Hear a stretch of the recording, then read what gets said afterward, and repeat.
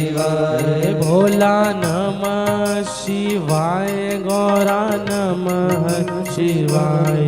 भोला नमः शिवाय, गौरा नमः शिवाय। अपने जीवन को धन्य बनाने के लिए निस्वार्थ भाव से, निस्वार्थ चित्त से शिव महापुराण का रास्ता चुना है। आप सभी के चरणों में दंडवत प्रणाम करता हूं। कहते हैं कि जो तैरते तैरते भी डूब जाता है, जिसको खुद पर अभिमान रहता है, वो तैरते तैरते भी डूब जाता है जिसको खुद पर अभिमान रहता है, और वो डूबते डूबते भी तर जाता है जिस पर मेरा महादेव मेहरबान रहता है। और ये मेहरबानी महादेव हर किसी को नहीं करता है। और मैं बहुत बहुत साधुवाद दूंगा श्री गणेश अंबादास जी व्यवहारे को और उनकी धर्मपत्नी सोनाली गणेश जी व्यवहारे को। इनकी वजह से कथा का आयोजन यहाँ पर हो रहा है और आप सभी को ये पवित्र शिव महापुराण का रस स्वादन ग्रहण करने का मौका मिल रहा है। जिनकी माता जी का बहुत मन था कि शिव महापुराण करवाएं, शिव महापुराण करवाएं, और उनके पुत्र ने, उनके बेटों ने उनकी बात सुनी और दोनों लग गए शिव महापुराण करवाने और ऐसी तैयारी करवाई कि आज 24 घंटे यहाँ पर भंडारा भी चल रहा है, यहाँ पर पानी की व्यवस्था भी चल रही है और आप सभी ये शिव महापुराण श्रवण कर पा रहे हैं। बस जोरदार ताली बजाएं के भाई के लिए भी, जिन्होंने ये अच्छी व्यवस्था यहाँ पर करी है। और ये मेहरबानी जो है मेरा महादेव हर किसी पे नहीं करता, जिस पर करनी रहती है उस पर ही करता है। आपके कुछ पिछले जन्मों के पुण्य, कुछ इस जन्मों के पुण्य प्रबल होंगे, कुछ इस जन्म के पिछले जन्म के पुण्य कुछ प्रबल होंगे, तब जाकर आपको ये शिव महापुराण की कथा प्राप्त हो रही है। और हमने पहले भी कहा कि अब भगवान से डरना है, भगवान से नहीं डरना, मत डरो। वेद पुराण से नहीं डरना, मत डरो। माता पिता से नहीं डरना, मत डरो। अपने गुरुवर से नहीं डरना, मत डरो। आपको जो शिक्षा दे रहे हैं आपके शिक्षक से नहीं डरना, मत डरो। अपने घर में किसी से नहीं डरना, मत डरो। किसी नेता से नहीं डरना, मत डरो। किसी से मत डरो, लेकिन अपने कर्म से जरूर डरना, क्योंकि कर्म का भोग तो परमात्मा को भी भोगना पड़ता है। माता सीता ने एक तोती को एक सोने के पिंजरे में बंद करा। 3 महीने वो तोती को माता सीता ने उसे कैद में रखा। और 3 महीने जब उस तोती को कैद में रखा, वो तोती गर्भ से थी। और 3 महीने बाद उसकी तबीयत खराब हुई और वो तोती गर्भ से थी, उसके प्राण छूट गए, उसके प्राण छूटे।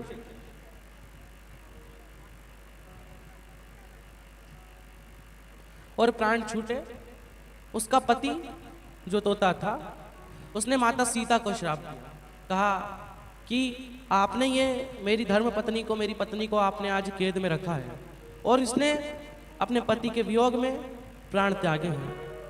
आने वाले समय में आपको भी अपने पति के वियोग में प्राण त्यागने पड़ेंगे। और वही तोता आने वाले समय में एक धोबी बनकर आया, जिसने माता सीता पर लालछन लगाया और माता सीता को वापस वन की ओर जाना पड़ा।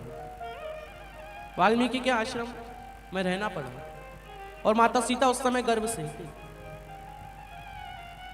और कर्म का भोग परमात्मा को भी भोगना पड़ता है। भगवान कृष्ण ने छुपकर बाली को बाण मारा था और वही बाली ने अगले जन्म में भगवान कृष्ण को छुप के बाण मारा है।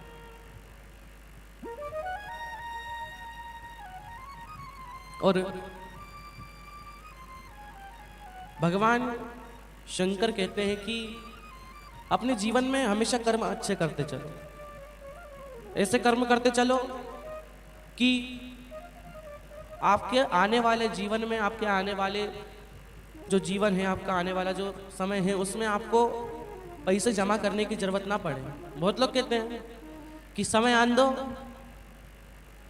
ये पैसे को रख के रखो, गलत बुरा समय आएगा तब इसको इस्तेमाल करेंगे।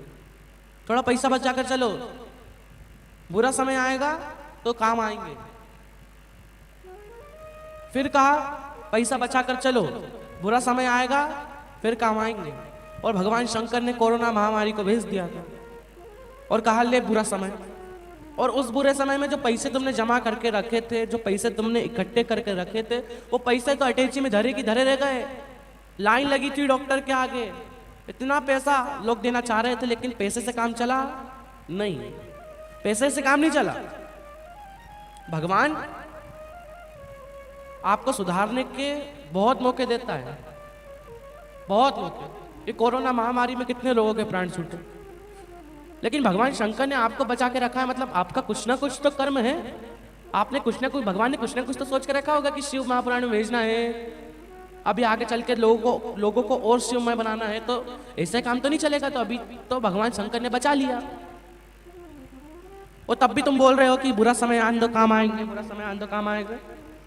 अब बुरा समय, भगवान शंकर कहते हैं कि अगर तुम बोलोगे कि बुरा समय आन दो फिर काम आएगा, बुरा समय आन दो फिर काम आएगा, तो पूरे दिन में एक बार तुम्हारे मुख पे सरस्वती बैठती है। और जब तुम कहते हो कि बुरा समय आन दो काम आएंगे, तो भगवान बुरा समय भेज ही देते हैं। और जब तुम्हें भगवान शंकर पे भरोसा है, जब भोलेनाथ पे भरोसा है कि तुम भोलेनाथ की इतनी भक्ति कर लो, इतना नाम जाप कर लो कि तुम्हारा बुरा समय ही नहीं आएगा, भगवान का नाम स्मरण करो, तो भगवान का नाम जपो, तो बुरा समय आएगा तब काम आएंगे। बचा के रखें। भगवान ने भेजी कोरोना महामारी, सिखाया कि पैसे से कुछ काम नहीं चलता रे। इतने लोग खड़े थे, इतने अमीर, इतने नेताओं के पास पैसा कम है क्या? वहां डॉक्टर के सामने लाइन लगा के खड़े थे कि हमारा इलाज करो, सूटकेस भर भर के पैसा लेकर गए थे, लेकिन तब भी काम नहीं चला। क्योंकि भगवान शंकर कहते हैं कि हर जगह पैसे से काम नहीं चलता। ओ बुआ जी, ओ थोड़ा जोर से तो बोलो, क्या क्या फेंकते हैं? आखिरी में चिल्लर और मखाना ही देखेंगे, आखिरी में वही फेंकेंगे सब। बोलो क्या फेंकते हैं? चिल्लर और मखाना। किस किस को पता है ये बात कि चिल्लर और मखाना क्यों फेंका जाता है? चलो इनको पता, मतलब ये संभाजी नगर की कथा में आए थे, पीछे वाले लोगों को नहीं पता। तो मखाना तो इसलिए फेंका जाता है कि फूला फाला गया, फूला हुआ गया, इसलिए मखाना फेंका जाता है। बड़ा फूला फूला गया, बड़ा बढ़िया खा पी के गया, तो इसलिए मखाना फेंका जाता है। अब चिल्लर क्यों फेंकते हैं? जोर से तो बोलो, चिल्लर क्यों फेंकते हैं? पता है किसी को? अब चिल्लर इसलिए फेंकते हैं कि पूरी जिंदगी, पूरा जीवन कमा कमा के मर गया, पूरी जिंदगी कमा कमा के मर गया, दिन भर करता रहता था पैसा पैसा पैसा पैसा, इधर से कमाओ, उधर से कमाओ, इधर से कमाओ, उधर से कमाओ, कितने छल करा, कितना कपट करा पैसा कमाने के चक्कर में। वो चिल्लर इसलिए फेंकते हैं कि तूने जिंदगी भर पैसा पैसा करा, जिंदगी भर पैसा बटोरा, अब तेरे बाप में दम हो तो उठा के दिखा है? अब उठा के दिखा, जब उठनी तेरे में दम है तो उठ के दिखा। अब चिल्लर इसलिए फेंकते हैं कि ये जो तो जिंदगी भर पैसा पैसा करता था ना, ये अंतिम समय में यही धरा रह गया, तेरी छाती पे पड़ा, लेकिन तेरे में उठाने की हिम्मत नहीं है कि उठा ले। तो भगवान हमें यही सिखाते हैं, हर एक मोड़ से भगवान शंकर हमें कुछ ना कुछ इशारे देते हैं कि देखो बेटा, कोरोना आया, भगवान ने आपको बचाया कि भगवान की भक्ति करो, है? कोरोना आया, भगवान ने आपको बचाया, क्यों बचाया? कि भगवान शंकर की भक्ति करो। ऐसा नहीं है कि कर्म छोड़ दो, ऐसा नहीं है काम करना छोड़ दो, काम तो करो, क्योंकि वो तो सबसे जरूरी है। एक बैंक में आपका जो लॉकर होता है, उसकी 2 चाबी होती है। कितनी चाबी होती है?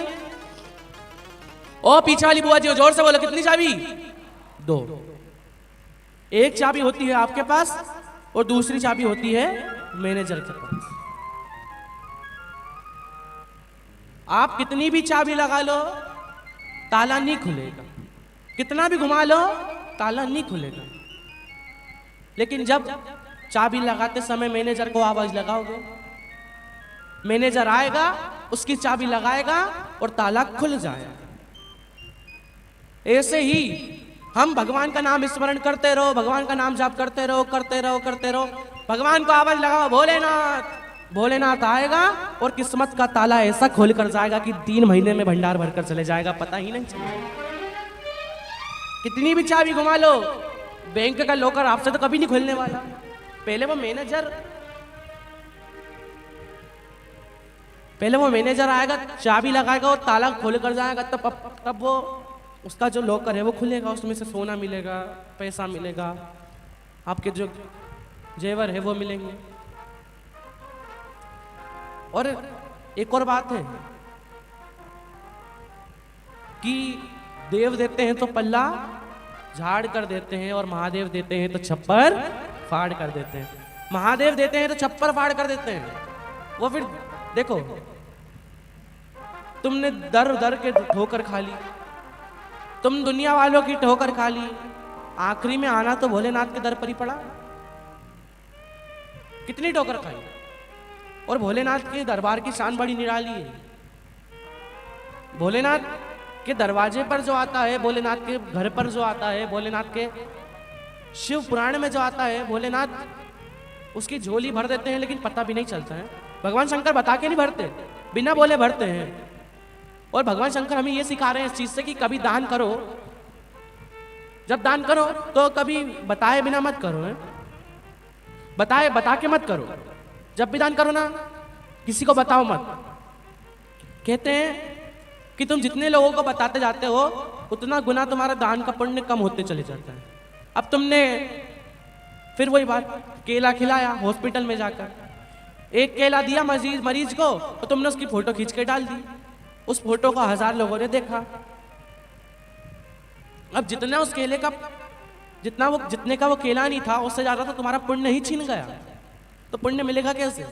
तो जब दान करो ना तो गुप्त तरीके से करो, है किसी को बताओ मत। एक बार की बात है, अब एक स्टेज पर एक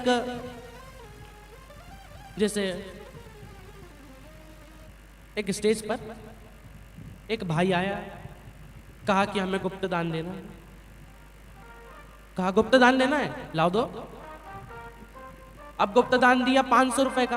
कितने रुपए का? ओ बुआ जी, ओ पीछे वाली, कितने का दान दिया? 500। और इधर वाली बुआ जी तो बोल ही नहीं रही। क्यों बुआ जी, खाना खा के नहीं आई है? नहीं, थोड़ा बहुत खा के आना चाहिए। हमको तो लग रहा है कि भैया शिव पुराण सुनने के चक्कर में बहुत लोगों ने तो व्रत भी रखे होंगे कि अब व्रत रखते हैं, शिव पुराण सुनकर ही खाना खाएंगे।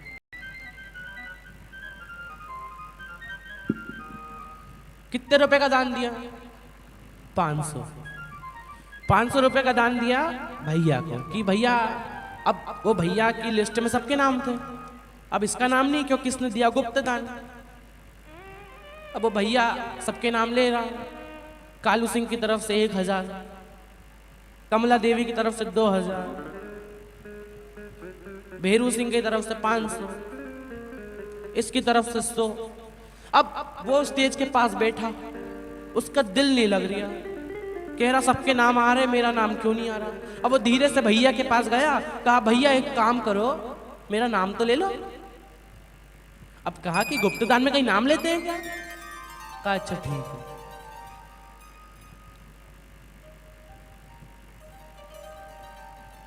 अब गुप्त दान में कहीं नाम लिखा रहता है? नहीं। कहा तो ठीक है। अब एक ये तो कह दो कि मैं स्टेज के पास ही बैठा हूं, बस इतना कह दो कि स्टेज के पास बैठा हूं तो लोग समझ जाएंगे। अब कह दिया कि जिन्होंने 500 रुपए दान दिए, गुप्त दान दिए, वो स्टेज के पास ही बैठे हैं। कहा ठीक है। फिर चित्त नहीं लगा, फिर मन नहीं लगा, फिर बोला कि सुनो भैया, इतना तो कह दो कि दूसरे एक भेरू सिंह के साइड में दूसरे नंबर पर जो बैठे हैं, इन्होंने गुप्त दान दिया। फिर उन्होंने कहा कि भेरू सिंह के साइड में जो बैठा है उसने गुप्त दान दिया है 500 रुपए का। अब भैया ये तो कह दो उल्टी हाथ साइड की सीधे हाथ साइड। अब भैया ने कह दिया कि भेरू सिंह की सीधे हाथ की तरफ जो बैठा है उसने गुप्त दान दिया।